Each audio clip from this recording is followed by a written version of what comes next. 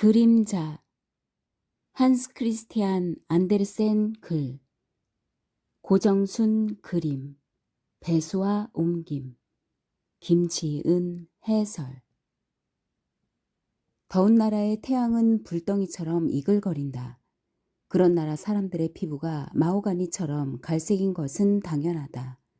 가장 더운 나라의 사람들은 심지어 피부가 완전히 검게 타버린다. 즉, 흑인들인 것이다. 북쪽의 추운 나라 출신인 한 학자가 무더운 나라로 여행을 떠났다. 학자는 그곳에서도 자신의 고향처럼 마음 편히 돌아다닐 수 있을 것으로 예상했다. 하지만 곧 그런 생각을 바꿀 수밖에 없었다. 더운 나라에서는 무조건 집안에 머무는 것이 합리적인 생각임을 알아차린 것이다. 마치 집안에 아무것도 없는 것처럼, 혹은 집안 사람들 모두가 아예 잠이라도 든 것처럼 덧창과 문을 꼭꼭 닫고서 말이다. 학자가 머무는 좁은 골목에는 높은 집들이 빼곡히 들어서 있었다. 그래서 햇볕이 내리쬐는 아침부터 저녁까지 찌는 듯이 무더웠다. 도저히 견딜 수 없을 만큼 무더웠다. 추운 나라 출신인 학자는 무척 똑똑한 젊은이였지만 이글이글 달아오르는 폭염 앞에서는 아무것도 할 수 없었다. 그는 매일매일 더위에 시달린 나머지 나날이 마르고 쇠약해졌다. 그의 그림자도 쪼그라들어서 고향에 있을 때보다 훨씬 더 작아졌다. 태양은 그림자마저도 잠식했던 것이다. 저녁이 되어 해가 진 다음에야 그림자는 되살아났다. 자신의 그림자를 보는 일은 학자에게 큰 즐거움이었다. 저녁빛이 방 안으로 들어서기가 무섭게 그림자는 커다란 모습으로 벽에 우뚝 솟아올랐다. 심지어는 천장까지 닿았다. 기운을 차리기 위해서 힘껏 기지개를 켜는 것이다. 학자도 발코니로 나가서 기지개를 켰다. 맑은 밤하늘에 초롱초롱한 별들이 하나둘 늘어갈수록 학자 자신도 점점 더 되살아나는 기분이 들곤 했다. 저녁이면 골목길 집에 사는 사람들 모두가 시원한 공기를 마시려고 너도 나도 발코니로 나왔다. 그래서인지 더운 나라의 집들은 창문마다 전부 발코니가 달려 있었다. 아무리 더위에 익숙하다 해도 사람에게는 시원한 공기가 필요한 법이니까. 그 즈음이면 아래 골목길, 발코니 위 할 것 없이 어디나 활기에 넘쳤다. 구두장이고 재단사고 모두가 거리로 나왔다. 집 앞에 의자와 탁자를 세우고 불을 밝혔다. 거리는 곧 수천 개의 불빛으로 환해졌다. 이야기하는 사람, 노래하는 사람, 산책하는 사람으로 혼잡한 거리에 마차가 달리고 짐을 실을 당나귀들도 지나갔다. 당나귀 목에 달린 방울이 딸랑거리는 소리가 들려왔다. 엄숙한 합창과 함께 장례가 치러지기도 했고 사내 아이들이 장난치면서 떠드는 가운데 교회의 종소리도 크게 울렸다. 시간이 갈수록 거리는 점점 더 활발하게 살아 움직였다. 그런데 단 한 곳, 바로 학자가 머무는 방의 맞은편 집만은 고요했다. 그 집에도 분명 누군가가 살고는 있었다. 태양빛을 듬뿍 받은 꽃들이 발코니에 참으로 눈부시고 싱싱한 상태로 있었기 때문이다. 누군가 물을 주지 않으면 불가능한 일이었다. 물을 주는 사람이 있다는 것은 곧 그 집에 누군가가 산다는 의미였다. 발코니의 문도 저녁이면 반쯤 열려 있곤 했다. 하지만 집 안쪽은 캄캄했다.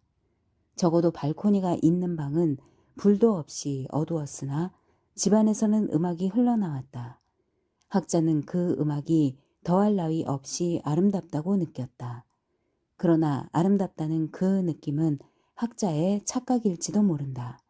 이 낯선 열대의 이국, 일단 뜨거운 태양만 지고 나면 이 도시 모든 거리에서 벌어지는 모든 풍경이 학자에게는 더없이 아름다웠기 때문이다.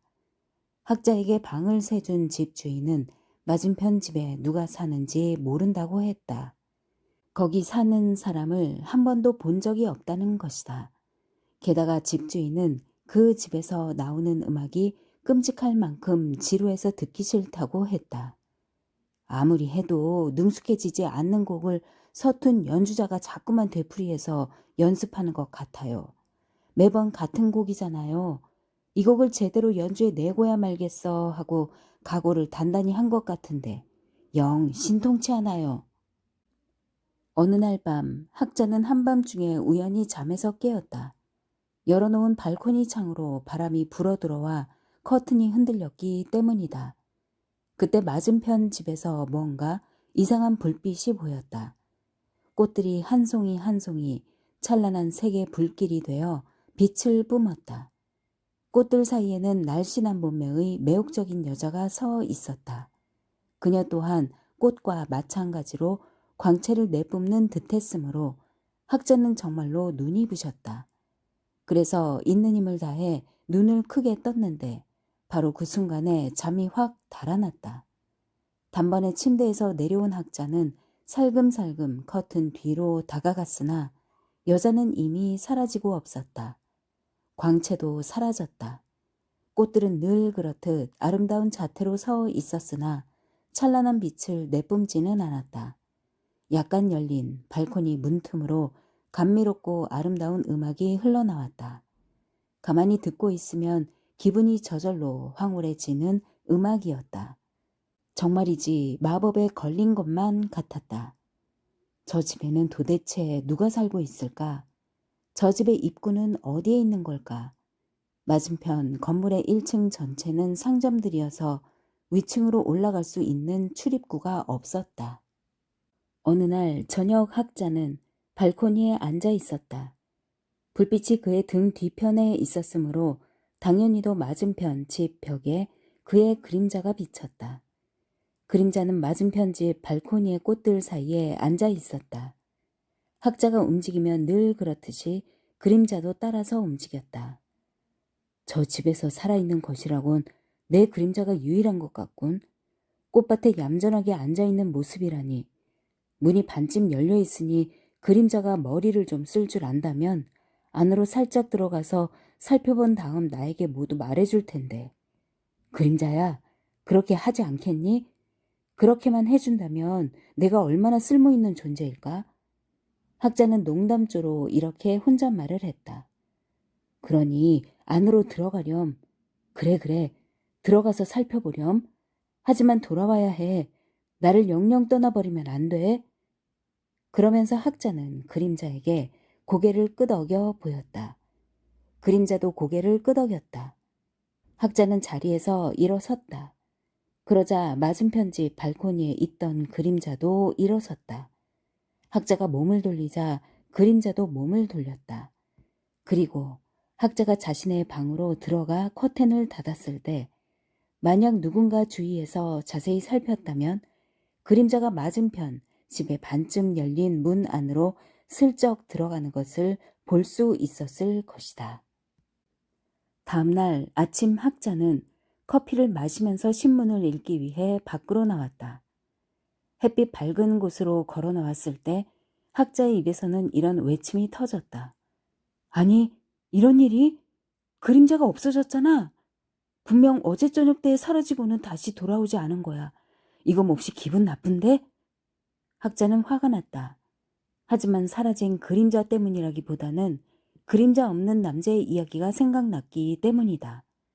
그림자 없는 남자 이야기는 학자의 고향인 추운 나라에서 널리 알려진 것이었다. 만약 학자가 고향에 돌아가서 그림자를 잃어버린 경험을 말하면 누구나 다 그 유명한 이야기를 흉내내고 있다고 여길 것이다.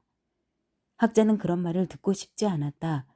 그래서 그림자 얘기는 아예 꺼내지도 않기로 결심했다. 그 편이 현명한 생각이었다.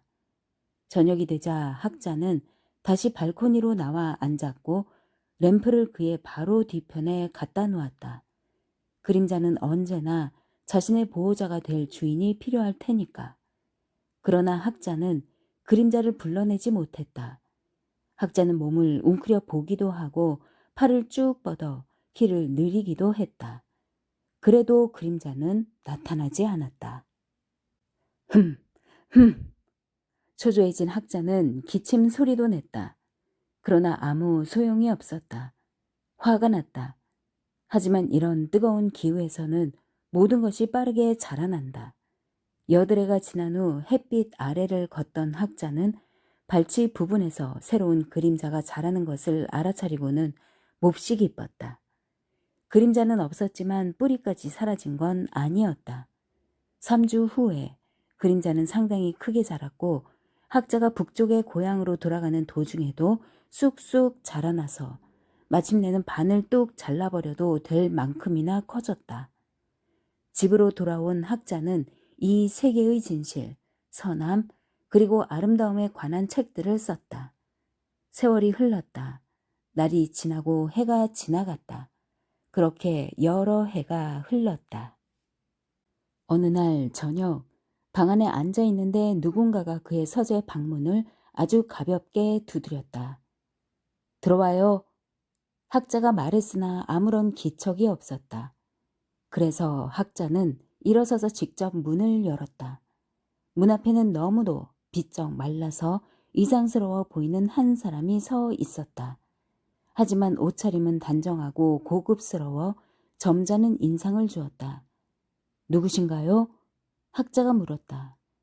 나를 못 알아보는 것도 당연하겠죠. 내 몸이 너무 많이 불었으니까요. 그 사이에 나는 살도 많이 찌고 이렇게 옷까지 입을 수 있게 되었답니다. 어쨌든 당신은 이런 근사한 모습의 나를 만나게 되리라고는 결코 예상하지 못했을 거예요.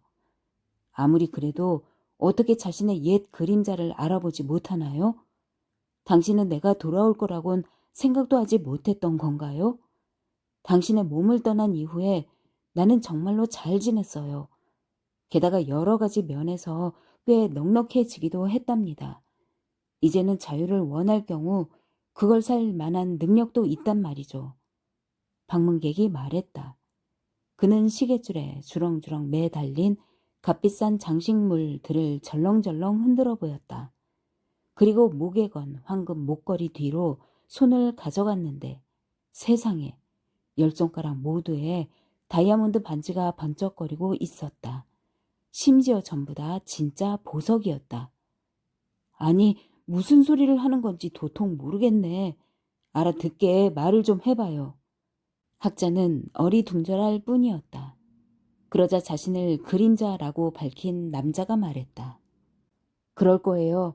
평범한 일은 아니니까. 하지만 당신 자신도 그리 평범한 사람은 아니잖아요. 당신도 알다시피 나는 태어나면서부터 당신만 따라다녔죠. 그런데 당신이 말했어요. 나도 이제 다 컸으니 혼자서 세상에 나갈 수 있다고요. 그 말을 듣자마자 나는 내 길을 간 거랍니다. 지금 나는 정말로 부유하게 살아요. 그런데 이상스럽게도 그리움 비슷한 것이 자꾸만 나를 붙잡더군요. 당신을 한번 만나보고 싶었어요. 당신이 죽기 전에 말이죠. 당신은 언젠가 죽을 테니까요. 그리고 이 나라도 다시 한번 와보고 싶었답니다. 누구나 고국은 그리운 법이니까요. 당신에게 새 그림자가 생겼다는 건 나도 알아요. 당신이나 당신 그림자에게 내가 뭔가 빚진 것이 있나요? 있다면 마음 편하게 말씀해 주세요. 당장 지불할 테니. 세상에, 그런데 정말로 내가 그때의 그 그림자란 말이지? 신기한 일이구나. 자기 그림자가 사람이 되어 돌아왔다는 이야기는 한 번도 들어본 적이 없어. 학자는 여전히 귀신에 홀린 듯한 기분이었다. 내가 빚진 게 있다면 말해줘요. 난 빚지는 것이 정말로 싫거든요. 왜 자꾸 돈 얘기를 하고 그래? 우리 사이에 빚질 일이 뭐가 있다고. 넌 자유의 몸이야. 내게 계속 행운이 따라주었다니 나도 얼마나 기쁜지 몰라. 자, 여기 앉게. 옛 친구. 그동안 어떻게 지냈는지 이야기나 좀 들려줘. 그리고 그때 열대지방의 맞은편 집에서 무엇을 보았는지도 듣고 싶어. 그림자가 의자에 앉으면서 말했다. 물론 그 얘기는 들려드리죠. 하지만 그 전에 먼저 약속을 해줘야겠어요. 당신과 내가 사는 이 도시의 그 누구에게도 내가 당신의 그림자였다는 사실을 말하지 말아주세요. 곧 약혼을 할 생각이거든요.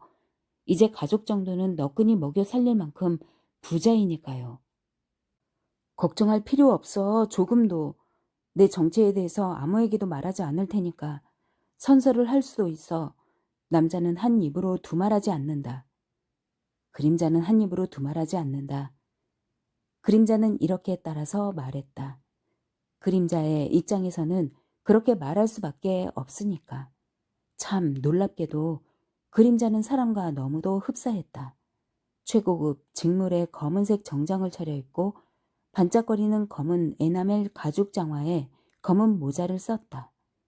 모자는 머리통 부분과 책만 남기고 모두 접을 수 있는 형태였다. 거기에 이미 우리가 알고 있듯이 시계줄에 매달린 장식품과 황금 목걸이와 다이아몬드 반지까지 이렇게 차린 덕분에 그림자는 정말로 완벽한 인간으로 보였던 것이다. 그럼 이제 이야기를 시작할까요? 그림자가 입을 열었다. 그러면서 그림자는 에나멜 가죽 장화를 신은 발로 푸들처럼 학자의 발치에 누워있는 새 그림자에 팔을 깔아 뭉갰다. 아마도 그것은 교만함에서 나온 행동이거나 혹은 새 그림자가 거기서 움직이지 말고 가만히 있어야 한다는 메시지를 전달하려는 의도였을 수도 있다. 어쨌든 바닥에 누워있던 새 그림자는 얌전하게 가만히 있었다. 자신도 이야기를 듣고 싶었기 때문이다. 그림자가 어떻게 주인에게서 해방되어 사람이 되었는지 무척이나 궁금했던 것이다. 그림자가 말했다. 맞은편 집에 누가 살았는지 알아요? 정말 상상도 못할 것이 살고 있었어요. 그건 바로 시의 여인이었어요. 나는 그 집에서 3주를 머물렀는데 그건 인간이 3000년을 살면서 이 세상의 모든 시와 문학을 전부 읽은 것과 같은 효력을 가진답니다. 처음에는 나 혼자만의 생각 같았지만 세상에 나와보니 그 생각이 맞더군요. 나는 모든 것을 보았답니다. 나는 모든 것을 알아요. 황홀해진 학자가 외쳤다. 시의 여신이라? 그래 맞아. 시의 여신은 종종 대도시에서 고독한 은둔 생활을 하곤 하지. 시의 여신. 나도 그녀를 아주 잠깐이지만 한번 본 적이 있어. 그런데 졸음이 몰려오는 바람에 망치고 말았지. 그녀는 발코니에서 오로라처럼 빛나고 있었어. 이야기를 계속해봐. 계속 들려줘. 너는 그 집 발코니에 있다가 집 안으로 들어갔고 그런 다음에는 뭐가 있었지? 안으로 들어가니 응접실이 나왔어요. 당신이 항상 발코니에서 건너다 보곤 하던 그 응접실이죠. 등불은 없었지만 어디선가 희미한 빛이 흘러들어오고 있었죠. 발코니와 마주 보는 곳에 방들과 홀이 쭉 연결된 긴 복도가 있었는데 그 문들 중에 하나가 열려 있었던 거예요. 그곳의 방들은 모두 환하게 불이 밝혀져 있었거든요. 만약 시의 여신이 있는 곳까지 갔다면 나는 빛 때문에 타 죽었을 거예요. 하지만 난 정신을 차리고 시간을 갖고 궁리를 해봤어요. 누구나 그래야 하는 법이니까. 그래서 내가 본 것이 뭐지? 학자는 다급하게 물었다. 모든 것을 보았죠. 전부 들려드릴게요. 하지만 그 전에 부탁이 있답니다. 잘난 척해서 하는 말은 아니고 자유인으로서 그리고 많은 지식을 소유한 입장에서 하는 말이에요. 또 사회적 위치나 재산 상황을 고려할 때 반드시 짚고 넘어가야 할 것 같아서 그래요. 나에게 전처럼 하대를 하지 마시고 존칭을 써주시면 안 될까요? 아, 미안. 오래된 습관이라서 나도 모르게. 그래요. 당신이 옳습니다. 잊어버리지 않도록 할게요. 그러니 이제 이야기를 계속해 주시지요. 당신이 거기서 본 모든 것을. 학자는 사과했다. 당연히 모든 것을 얘기하죠. 나는 모든 것을 보았고 나는 모든 것을 알고 있으니까. 그 안쪽에 있는 방들은 어떻게 생겼던가요? 울창한 숲과 같은 모양이었나요? 아니면 성스러운 교회 내부 모습? 그리고 홀은 어땠습니까? 높은 산 위에 올라서서 바라보는 별이 총총한 밤하늘 같지 않았나요? 학자는 궁금한 것들을 한꺼번에 질문했다. 그 모두였어요. 그런데 집 안쪽으로 깊숙이 들어가지는 않았으니 응접실의 희미한 불빛으로 본 것이 전부이긴 합니다. 하지만 내가 선 위치에서는 모든 것이 다 잘 보였어요. 전부 다 보았고, 그래서 전부 다 잘 알고 있는 거죠. 난 그 집의 응접실에 시의 여신의 뜰하게 있었으니까요.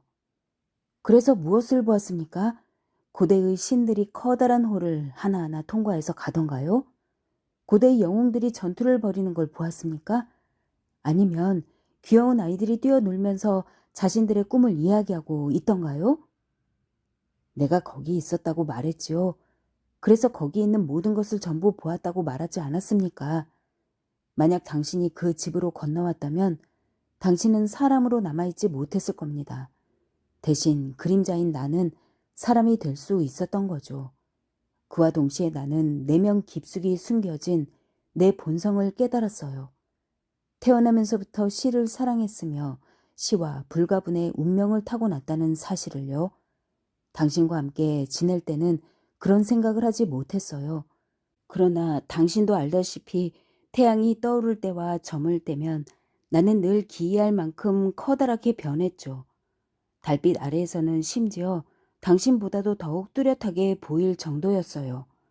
그러나 당시에 나는 내 천성을 전혀 알아차리지 못하고 있었어요. 여신의 응접실에 들어선 이후에야 비로소 내 참모습을 느낀 거예요. 나는 사람이 되었어요. 그렇게 성숙해진 상태로 밖으로 나오고 나니 당신은 이미 열대의 나라를 떠난 뒤더군요. 사람이 되자 나는 내 모습이 부끄러웠어요. 예전처럼 막 돌아다닐 수가 없었죠. 장화와 옷까지 인간들이 걸치는 갖은 거치대가 필요해진 거예요. 그래서 나름의 방도를 고안해냈어요. 당신에게는 전부 다 솔직하게 털어놓을 수 있답니다. 당신은 절대로 이 이야기를 책으로 쓰지는 않을 테니까요. 내가 선택한 방법은 빵 굽는 여자의 치마 속에 숨는 거였죠. 빵 굽는 여자는 자기 치마 속에 뭐가 들어있는지 별로 신경을 안 썼거든요. 그러다가 해가 진 다음에야 밖으로 나오곤 했어요. 달빛에 잠긴 거리를 돌아다니면서 담장 끝까지 닿도록 몸을 쭉 느려도 보았어요. 그렇게 하면 등이 얼마나 시원한지. 나는 거리의 이쪽 끝에서 저쪽 끝까지 걸어 다녔어요. 높이 달린 창문을 통해 방들을 기웃거리고 지붕 위까지 살폈어요. 인간의 눈으로는 보기 힘든 곳까지 전부 다 볼 수 있었답니다. 이 세상은 한마디로 추악해요.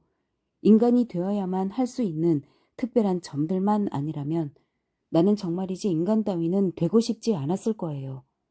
나는 여자들, 남자들, 부모, 그리고 한없이 귀엽고 사랑스러운 아이들 사이에서 일어나는 상상할 수 없는 추악한 장면들을 목격했답니다.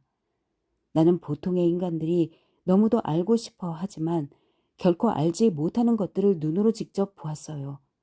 즉 가까운 이웃이 저지르는 흉하고 어두운 일들 말이에요. 내가 그 경험을 가지고 신문 기사를 썼다면 엄청나게 인기를 끌었을 겁니다. 하지만 난 신문 기사 대신에 그런 일을 행한 사람들에게 편지를 썼죠. 그 결과 내가 가는 도시마다 사람들은 무서운 충격에 휩싸이게 되었습니다. 다들 내가 무서워서 벌벌 떨었어요. 그들은 나를 정말로 귀하게 대접했지요. 교수들은 나를 교수 자리에 앉히고 재봉사들은 내게 새 고급 양복을 선물했어요. 그러다 보니 내 모양새가 금세 그럴듯해지더군요. 조폐국 사람들은 나를 위해서 그 말을 찍어내고 여자들은 내가 멋있다고 입을 모아 칭송했죠. 그렇게 난 지금 이 모습이 된 거예요. 그런데 이제 가봐야 할 시간이네요. 여기 내 명함을 드릴게요. 나는 햇살이 비치는 거리에 살아요. 그리고 비가 오는 날이면 항상 집에 있답니다. 이 말을 마지막으로 그림자는 가버렸다. 정말 믿을 수가 없군. 혼자 남겨진 학자가 중얼거렸다. 수년의 시간이 흐른 어느 날 그림자가 다시 학자를 찾아왔다. 어떻게 지내세요? 그림자가 물었다. 이 세계의 진실, 선함, 그리고 아름다움에 관한 책들을 쓰고 있어요. 하지만 요즘은 아무도 그런 책을 읽으려 들지 않으니 문제예요. 내가 진심을 바치는 일이 사람들에게 전달되지 못하니 절망적인 기분이랍니다. 학자가 대답했다. 그러자 그림자가 대뜸 말했다. 나라면 그러지 않겠습니다. 난 요즘 아주 편하게 잘 지낸답니다. 그게 중요한 거죠. 당신은 세상을 잘 몰라요. 그런 식이라면 혼자 고민하다가 병들고 말 거예요. 당신에게는 여행이 필요해요. 이번 여름에 여행을 떠날 계획인데 함께 가시겠어요? 누군가와 함께 가면 여행이 더 즐거울 거예요. 어때요? 내 그림자가 되어 함께 여행을 떠나는 게. 당신과 함께 간다면 얼마나 좋을까요? 여행 경비는 내가 다 대겠어요. 아니, 그건 너무 심하잖아요. 학자는 당황하여 소리쳤다. 그거야 받아들이기 나름이죠. 여행을 하면 당신에게도 아주 이로울 거예요. 내 그림자가 되어 준다면 내가 모든 경비를 다 부담한다니까요. 정말이지 어이가 없어서 말이 안 나오는군. 그런데 세상이 원래 그렇답니다. 앞으로도 계속해서 그럴 거고요. 그림자는 이렇게 말하고 가버렸다. 학자의 형편은 전혀 나아지지 않았다. 슬픔과 근심이 그를 떠나지 않았다. 그가 이 세계의 진실, 선함, 그리고 아름다움에 관해서 아무리 이야기해도 대다수의 인간들에게는 돼지목의 진주나 마찬가지였다.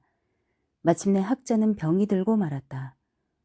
선생님, 그러고 있으니 그림자처럼 보입니다. 학자를 만난 사람들은 이렇게 말하곤 했다. 이 말을 들을 때마다 학자는 소름이 끼쳤다. 그 역시도 그렇게 생각하고 있었기 때문이다. 어느 날 학자를 찾아온 그림자가 말했다. 온천에 가서 휴양을 좀 해야겠어요. 선택의 여지가 없어 보이네요. 예정을 생각해서 내가 당신을 데려갈게요. 여행 경비도 전부 대겠습니다. 당신은 여행하면서 글을 쓰고 내 말동무 정도만 해 주시면 돼요. 어차피 나도 온천욕을 해야 하거든요. 수염이 자라지를 않아요. 이것도 일종의 병이죠. 사람이라면 수염이 있어야 하는 것 아닙니까? 기분 나빠하지만 말고 한번 잘 생각해 주세요. 우리 함께 떠나보자고요. 그들은 함께 여행을 떠났다. 이번에는 그림자가 주인이고 학자는 그의 그림자였다. 그들은 함께 마차를 탔고 말을 탔고 걸었다. 태양의 위치에 따라 나란히 가거나 앞서거니 뒤서거니 하면서 그림자는 언제 어디서나 주인의 역할을 당당하게 맡아서 했지만 학자는 그런 문제에 신경을 쓰지 않았다. 학자는 원래 마음이 너그러우며 성품이 온화하고 다툼을 싫어했기 때문이다. 그러던 어느 날 학자가 그림자에게 말했다. 이제 우리는 잘 맞는 여행 친구가 되었군요.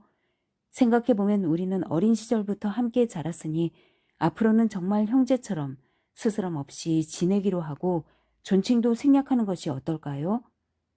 이제는 사실상 주인이 된 그림자가 대답했다. 그렇게 생각하나요? 정말 솔직하고 호의적인 제안입니다. 그러니 나도 솔직하고 호의적으로 대답할게요. 당신은 학자이니 인간의 본성이란 것이 얼마나 복잡 미묘한지 잘 알 거예요. 어떤 사람들은 거친 갈색 종이를 만지면 기분이 나빠진다고 하죠. 또 어떤 사람들은 손톱으로 유리를 긁는 소리에 소름 끼쳐 한답니다. 그런데 나는 당신이 나를 너라고 부를 때마다 그와 똑같은 느낌을 받아요. 그럴 때마다 땅으로 꺼지는 것처럼 기가 죽어요. 내가 당신의 그림자로 살던 때가 생각나서 그런 거겠죠? 이건 자존심 때문이 아니라 그냥 순수한 느낌이 그렇다는 거예요.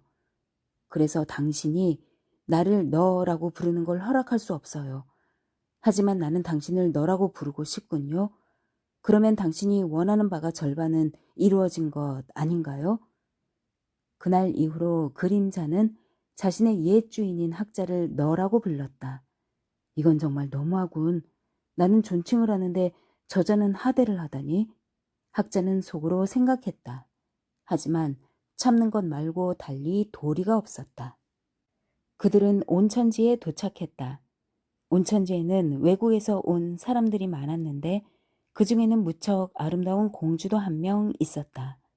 공주는 너무 많은 것을 꿰뚫어 보는 증세가 있었는데 그건 무척 무서운 병이었다. 그들이 도착한 첫날부터 공주는 그림자가 심상치 않은 사람임을 알아차렸다. 사람들은 저 남자가 수염을 자라게 하려고 온천에 왔다고들 말하는데 나는 진짜 이유를 알아. 저 남자는 그림자가 없는 거야. 공주는 호기심이 생겼다. 그래서 산책길에서 그 낯선 남자를 만나자 즉시 말을 걸어 대화를 나누었다. 공주는 왕의 딸이었으므로 이런저런 번거로운 절차는 생략하고 곧장 궁금한 내용의 확인에 들어갔다. 당신은 그림자가 없는 병에 걸린 것 같군요. 그러자 그림자가 대답했다. 공주님의 병이 마침내 회복되셨군요. 공주님이 사람을 너무 꿰뚫어 보는 탓에 괴로워한다고 들었는데 이제 그 증세가 사라진 듯합니다. 병이 나으신 거네요. 저에게는 아주 특별한 그림자가 있는데 그걸 눈치채지 못하시다니요. 항상 저와 함께 다니는 이 사람이 보이지 않으신단 말입니까? 다른 사람들이야 평범한 그림자로 만족하지만 전 평범한 것이 싫거든요. 하인에게 자신의 것보다 더 고급인 옷을 입히는 사람들이 간혹 있지요. 그와 마찬가지로 저도 제 그림자가 사람처럼 보이도록 차려입힌 거랍니다. 게다가 공주님도 보시다시피 그림자까지도 허용해 주었죠. 물론 돈이 아주 많이 들긴 했지만 전 다른 사람들이 하지 않는 일을 하면서 쾌감을 느끼니까요. 공주는 생각했다. 뭐라고? 정말로 내 병이 다 나은 걸까? 여러 군데를 다녀봤지만 효력을 발휘한 건 이 온천이 처음이야. 이곳의 물에는 정말로 신비한 치유력이 있나 봐. 하지만 난 돌아가지 않겠어. 지금부터 막 흥미진진해지려 하잖아. 이 남자 묘하게 끌린단 말이야. 그런데 걱정이야. 여기서 저 사람 수염이 자라지 않는다면 이곳을 떠나버릴 텐데. 그날 저녁 커다란 무도회장에서 공주는 그림자와 함께 춤을 추었다. 공주의 몸놀림은 사뿐사뿐 가벼웠지만 그림자는 그보다 더욱 가볍게 움직였다. 공주는 그처럼 능숙하게 춤을 추는 사람을 한 번도 만난 적이 없었다. 공주는 자신의 나라에 대해서 이야기했다. 그림자는 공주의 나라를 알고 있었다. 그곳에 간 적이 있기 때문이다. 하지만 그때는 공주가 자신의 나라를 떠나 있었다. 다른 나라와 마찬가지로 거기서도 그림자는 낮은 곳뿐만 아니라 높은 곳의 창문을 통해서도 모두 샅샅이 들여다 보았으므로 공주의 질문에 전부 대답할 수 있었고 또 그 밖에 훨씬 더 많은 일들에 관해서도 안다는 인상을 주었으므로 공주는 매우 놀랐다. 공주는 그가 이 세상에서 가장 똑똑한 사람이라 생각했고 그의 지식을 존경스러워했다. 그리고 그들이 두 번째로 춤을 추었을 때 공주는 이미 그림자를 좋아하고 있었다. 공주가 그림자를 하도 뚫어져라 쳐다보며 시선을 거두지 못했기에 그림자도 그 사실을 알아차렸다. 세 번째로 함께 춤을 출 때 공주는 하마터면 그림자에게 사랑을 고백할 뻔했다. 하지만 공주는 자신의 고향과 왕국, 자신이 다스려야 할 많은 백성들을 생각하면서 그 충동을 억눌렀다. 정말이지 아는 것이 많은 사람이야. 그것만 해도 좋은데 춤 실력까지 이렇게 훌륭하다니. 이 남자는 과연 기본적인 교양도 풍부할까? 중요한 문제이니 한번 시험을 해봐야겠어. 이렇게 생각한 공주는 차츰 분위기를 바꾸었다. 그리고 공주 자신도 쉽게 대답하기 어려운 정말로 심오한 문제 몇 가지를 질문했다. 그러자 그림자는 기묘한 표정을 지었다. 공주는 좀 실망하며 말했다. 당신에게도 이건 너무 어려웠나 보군요. 그림자가 대답했다. 그렇지 않습니다. 어린 시절에 이미 배운 건데요. 그런 거라면 저기 문간에 서 있는 내 그림자조차 대답할 수 있을 겁니다. 그림자가요? 그건 정말 뜻밖이네요. 공주는 깜짝 놀랐다. 확실하게 장담은 못하지만 그 정도라면 내 그림자도 대답할 수 있을 겁니다. 벌써 몇 년 동안이나 한 몸인 것처럼 나를 따라다녔으니 그 정도는 그도 알고 있을 거라고 생각해요. 하지만 공주님에게 먼저 양해를 구할 것은 내 그림자는 사람으로 대접받는 걸 지극히 자랑스러워해요. 그래야만 기분이 좋아진답니다. 그래서 올바른 대답을 들으려면 일단 그가 진짜 사람인 것처럼 말을 걸어야만 해요. 그렇게 하죠 뭐. 그게 무슨 문제인가요? 공주는 흥분했다. 문간에 서 있는 학자에게 다가간 공주는 태양과 달과 인간에 관해서, 인간의 외형뿐 아니라 내면에 관해서 심도 깊은 질문을 했고 그 자리에서 매우 지혜롭고 현명한 답변을 들었다. 공주는 생각했다. 세상에, 이렇게 현명한 그림자를 둔 저 남자는 도대체 얼마나 멋진 사람이란 말인가? 저런 사람을 남편으로 맞으면 내 왕국과 백성들에게 크나큰 축복일 거야. 아무래도 저 사람과 결혼해야겠어. 공주와 그림자는 곧 결혼을 약속했다. 그러나 공주가 고국으로 돌아갈 때까지는 누구에게도 그 사실을 말하지 않기로 했다.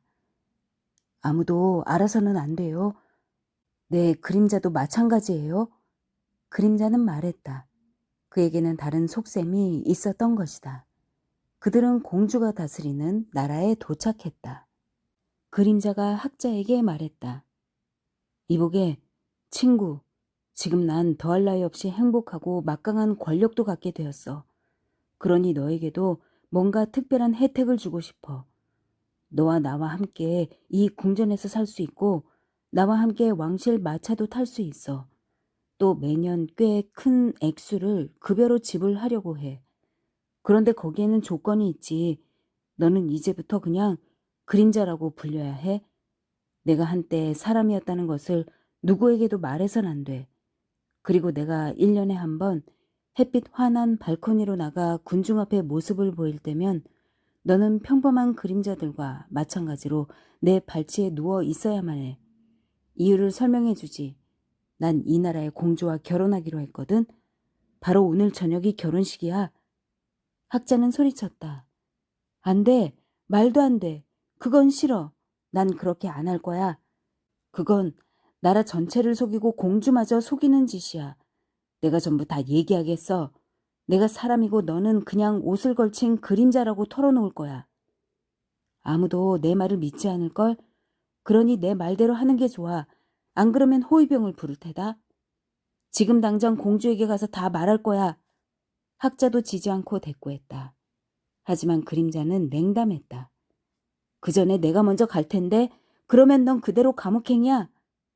그림자의 말이 맞았다. 호위병들이 공주의 약혼자인 그림자의 말을 따랐기 때문이다.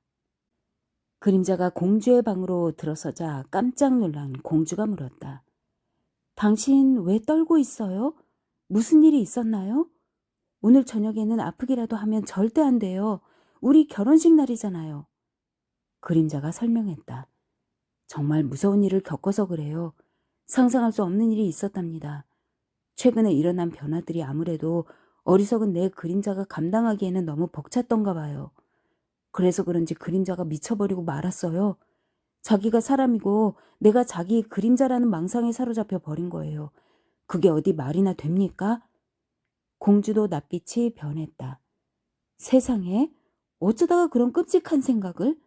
그래서 안전하게 잘 가둬 놓았나요? 그럼요.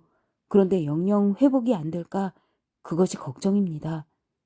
공주가 한숨을 쉬었다. 불쌍한 그림자. 그런 불행을 겪다니 광인으로 한평생을 보내느니 차라리 죽는 편이 나을 텐데. 곰곰이 생각해보면 그런 자들의 목숨을 고통 없이 끊어주는 일이 필요한 것도 같아요.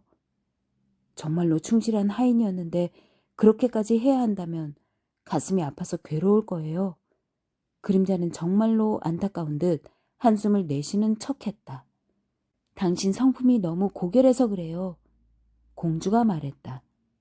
그날 저녁 도시 전체가 수많은 등불로 대낮처럼 휘황한 가운데 은은한 축포 소리가 울려 퍼졌다. 병사들이 총을 들고 도열했다. 결혼식 행사가 시작되었다. 공주와 그림자가 발코니로 나와 모습을 보이자 군중 속에서는 커다란 환희의 함성이 터져나왔다. 그러나 학자는 아무 소리도 들을 수 없었다. 그는 이미 죽임을 당했기 때문이다. 빛과 열기에서 발견한 어둠, 그림자. 그림자는 1846년에 출간되었다. 이 작품은 그림자를 잃어버린 남자의 이야기가 담긴 샤미소의 소설 페터 슐레밀의 이상한 이야기에서 상당한 영향을 받았다고 알려져 있다.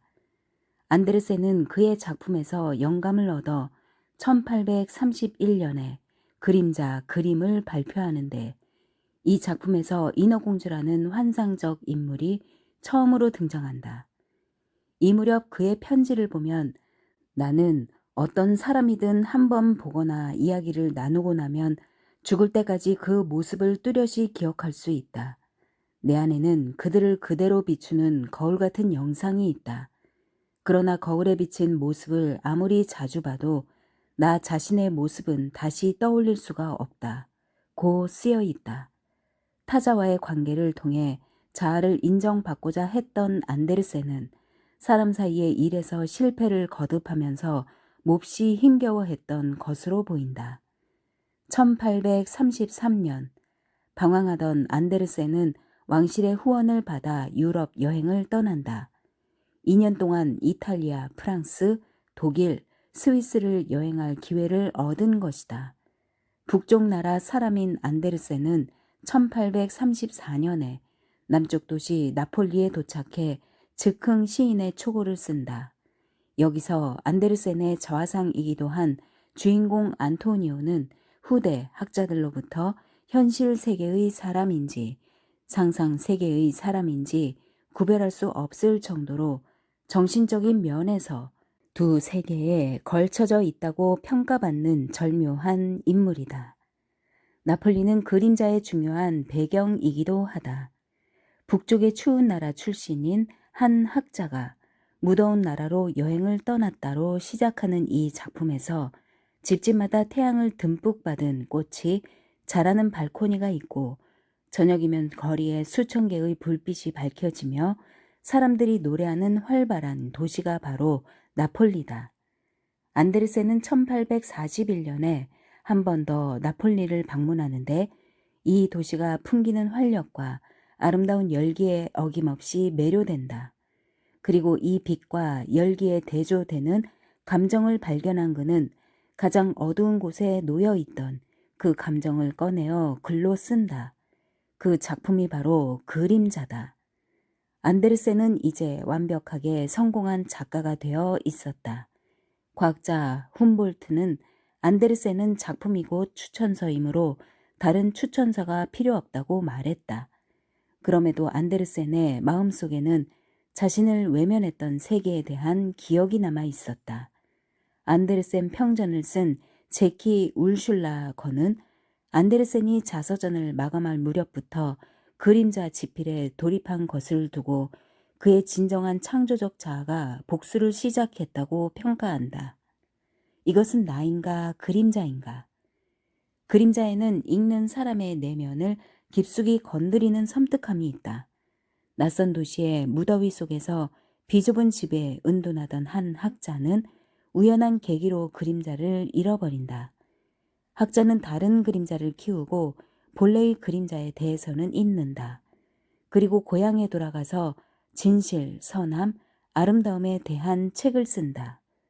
몇 해 뒤 사라졌던 그림자는 근사한 사람의 모습으로 학자 앞에 나타난다. 단정하고 고급스러운 양복에 번쩍이는 보석을 착용한 채로 그를 찾아온 것이다. 지난 일을 궁금해하는 학자에게 그림자는 두 가지를 당부한다. 이 도시의 누구에게도 자신이 그림자였다는 사실을 말하지 말라는 것과 자신에게 존칭을 써 달라는 것이었다. 학자는 그의 청을 받아들이고 지나온 이야기를 듣는다. 학자를 떠났던 그림자는 시와 자신이 불가분의 운명이라는 것을 알게 되었고 자신의 참 모습을 깨닫자 비로소 사람이 되었다고 말한다. 그런데 사람이 된 뒤로는 오히려 사람임이 부끄러워서 세상을 마음 편히 돌아다닐 수 없었다고 고백한다. 그림자로 살 때는 몰랐던 인간의 이중성을 보게 된 것이다. 그림자가 떠난 뒤 학자는 은둔하며 지낸다. 사람들은 학자에게 그러고 있으니 그림자처럼 보인다고 염려한다. 수염도 자라지 않을 정도로 피폐한 학자를 보다 못한 그림자가 그를 설득하고 둘은 함께 여행을 떠나는데 이제는 오히려 그림자가 주인이 되어 앞장서고 쇠약한 학자는 그의 그림자가 되어버린다. 학자는 그림자에게 이제는 존칭을 생략하자고 제안한다. 그림자는 제안을 거절하고 학자에게 일방적으로 말을 놓아버린다. 이 에피소드는 안데르센이 에드바르에게 너라고 말하고 싶다고 제안하지만 차갑게 거절당했던 경험과 관련이 있어 보인다. 그림자는 얼핏 에드바르로 보이지만 더 깊이 생각해 보면 한 사람의 이중적 자아일 가능성이 높다. 진실을 기록하며 은둔하는 학자와 세속적 성공을 거두고 돌아오는 그림자는 둘 다 안데르센의 삶과 닮아 있다. 학자와 그림자는 여행지에서 너무 많은 것을 꿰뚫어 보는 병을 치료하러 온 외국의 공주를 만난다. 공주는 그림자에게 몇 가지 까다로운 질문을 던지는데 대답은 이제 그림자의 그림자가 되어 버린 학자가 맡게 된다. 학자의 박식한 대답에 놀란 공주는 저 남자의 그림자가 저 정도로 현명하다면 그 자체는 얼마나 현명할까 생각하면서 그림자 인간과 결혼을 약속한다. 영광스러운 결혼을 눈앞에 둔 그림자는 학자를 불러 자신이 그림자라는 사실을 공주에게 말하지 말라고 협박한다. 하지만 학자는 진실하지 않은 일에 동참할 수 없다며 거부한다. 그리고 이 작품에서 가장 압도적인 미감을 보여준다고 평가받는 마지막 문장이 등장한다. 학자는 아무 소리도 들을 수 없었다. 그는 이미 죽임을 당했기 때문이다. 그럼에도 불구하고 그림자와 대면하는 용기. 안데르센은 그림자들이 성공하고 진실은 인정받지 못하는 세계에 대해 끊임없이 회의를 품었다. 인간이 인간다움을 포기하는 순간 그 자리는 그림자가 점령하리라는 것도 경고하고자 했다. 한편으로는 위선의 그림자가 이미 자신을 갉아먹고 있다는 것도 부정하지 못했다. 한 인간이 자신의 영혼 안에 깃든 어둠을 어떤 식으로 목격하게 되는지 우리는 안데르센에게 그림자에서 배운다. 첫 번째 자서전을 쓰면서 한사코 어두웠던 성장기를 감추고자 했던 안데르센은 그 인위적인 몸부림이야말로 자신의 그림자임을 알고 있었을 것이다. 그림자의 힘이 커질수록 피폐해지는 학자의 모습은 작가로서 정점에 오른 1846년에 안데르센과 명망을 얻자 위축되어 버린 진실한 예술가 안데르센의 자화상이다. 그는 왕족들을 만나고 보석과 훈장을 받아 화려하게 살게 되었지만 결국 예술가로서 자신의 정체성을 상실하는 것은 아닌가, 성공한 내가 진실한 나를 죽이게 되는 것은 아닌가 하는 두려움을 품고 있었다. 그 감정이 두텁게 드리워진 작품이 그림자다. 또 하나, 이 작품을 읽으면서 우리는 헤겔의 주인과 노예의 변증법을 떠올리게 된다. 주인과 노예의 변증법은 한 인간이 어떻게 자기에 대한 의식과 자유를 획득해 나가는지 보여준다. 현실 속에서 인간은 끊임없이 무언가를 욕망하는 주체이며 스스로 삶의 주인이 되기 위해서는 그 욕망을 실현하고 관철해 내야 한다. 승자의 자리를 차지한 주인은 나태하고 무기력한 정신의 세계에 안주해 버리는 반면 노예는 노동을 통해 도약하고 주인까지도 포용할 수 있는 자립적 존재로 성장한다. 목숨을 건 인정투쟁이 벌어지는 것이다. 그림자에서도 이와 유사한 부분이 나온다. 학자의 발밑에 있던 그림자와 그림자의 주인인 학자의 지위가 역전되어 버리는 서사 구조는 주인과 노예의 변증법에 대한 문학적 비유로도 읽힌다.